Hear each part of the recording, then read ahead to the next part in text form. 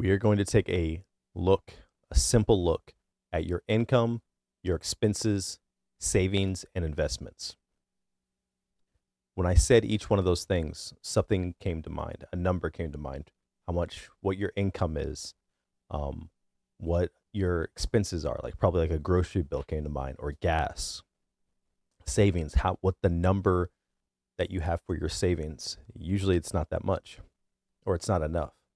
Investments, um, how many a different stock you have, how many Bitcoin you have. Those numbers came to mind. That's really important because when you're thinking about something like income, like somebody that has a big income could be spending everything. They could have lifestyle creep, like most of us do. Everyone has lifestyle creep. Once you start making more money, you want to start spending more money, or it just happens by habit if you don't take care of that. So, income, if think about these as like problems, or if you have them taken care of. So, income.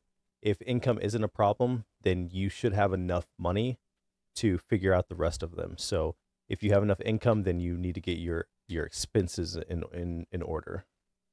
So, income, if you aren't making enough, then you might have to think about having a side gig, and that could be anything. If you can't think of one, then you really need to start looking into it more. There's a ton. If you have a cell phone, if you have a car, if you have your hands, you could do anything, right? So, also think about what you're doing for your income and your career. Is this something that you want to continue doing? Say you've been doing the same thing for 10 years. Are you going to do it until you're 50? Are you going to try to retire early? These things, you should have a plan. You should always have a plan. So if that plan entails you don't like what you're doing right now, or you want to finish it, so say you're a firefighter, you're a civil servant of some kind, like a policeman, like military, you do something for 20 years.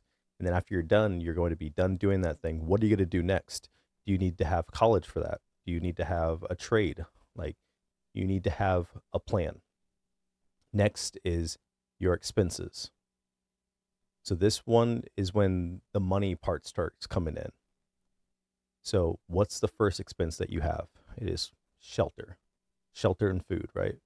So when it comes to shelter, having a house or renting, if you are a single person by yourself and you aren't where you should be, or you're trying to make money and you're hustling, I don't believe there's any reason why, unless you're just selfish, that you should be living alone. You should find other people that want to be grinding just like you, and you should get as many people as you can that you trust in the smallest space that you can stand until you deserve to get a bigger place or get your own place.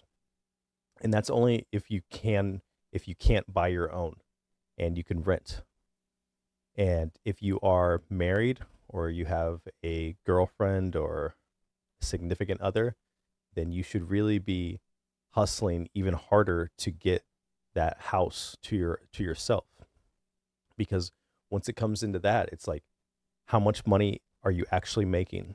So you are making money every month off your principal. So you should know all the numbers that you are making doing whatever you are doing. So rent, you should know how much rent that you're wasting basically if you're paying rent, unless you're spending so little because you're with other people. Like I said before, a bunch of single people living together in a small place, in a cheap place, because you're just grinding, trying to get money to save that money and to make it into different investments.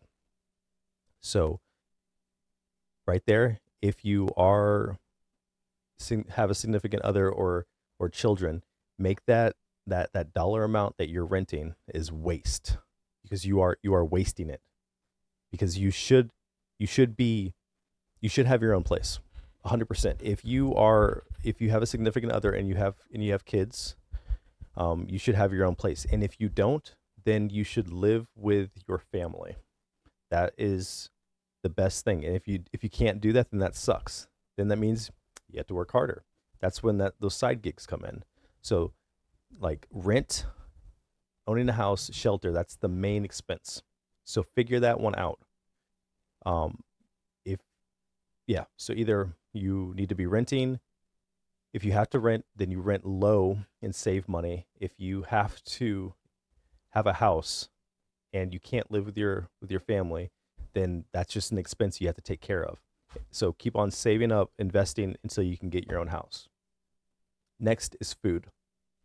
That's just your basic grocery list. Make sure you're not overspending or overindulging. And then the next is entertainment, hobbies, and extracurricular activities, whatever they may be. So when food, groceries, like you have to eat, but you don't have to eat out. You don't have to eat out. Even with my family, like I don't like eating out. It's a waste. It's a waste of money. It is really a waste of money, unless you want to do for like special occasion, fine. But just because everybody else is eating out doesn't mean that you should be eating out. Like it's a big waste of money, super waste of money. Entertainment. Um, if you're single, man, keep it cheap. Save all your money. If you have family again, you should be making the sacrifices.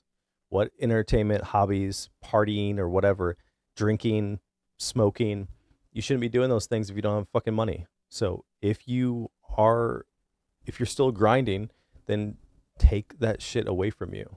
Take the sacrifice.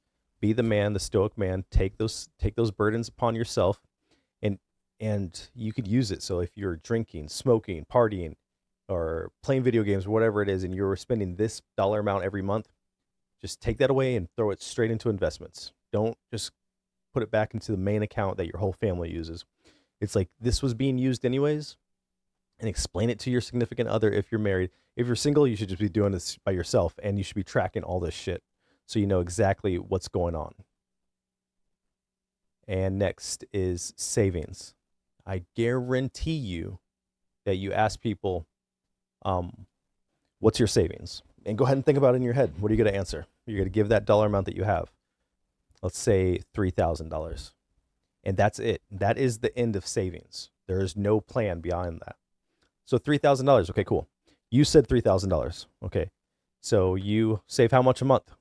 Oh, I save $300 a month. Okay. So you've only been saving for 10 months.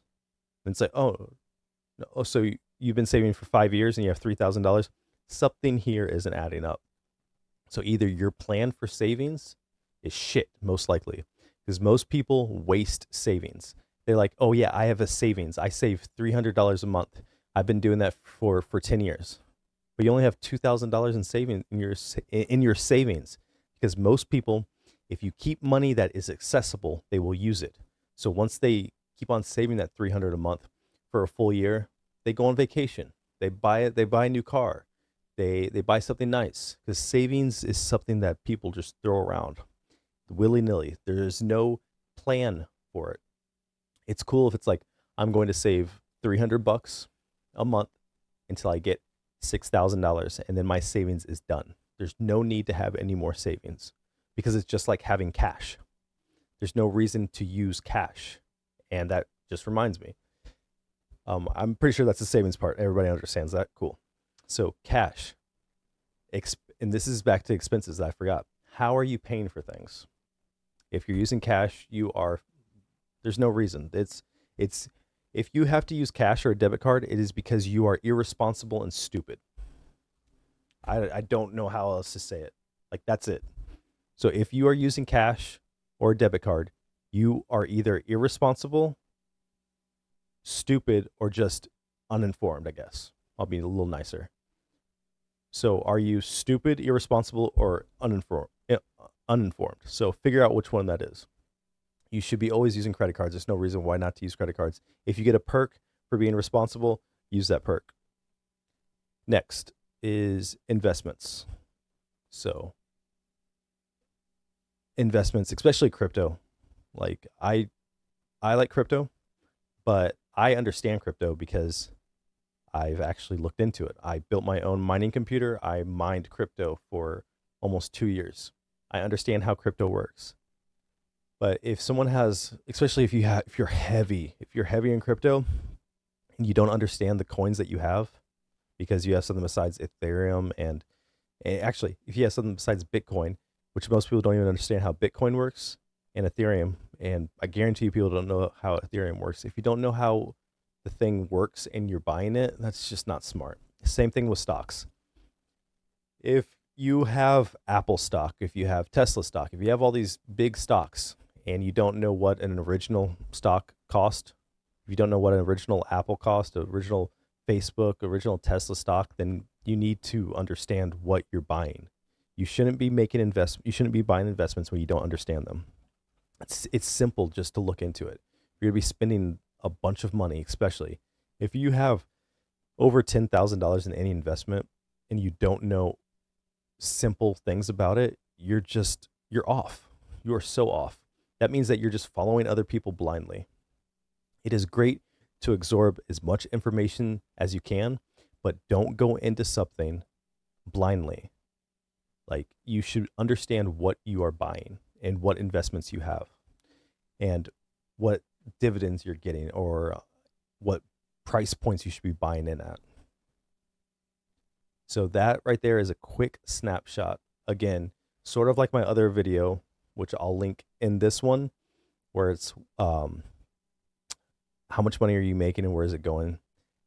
But this one is a quick snapshot of just tracking your money and how you're using it, what you're using, and just understanding the money that's coming in, where is it going, and am I using it correctly, and what I actually have.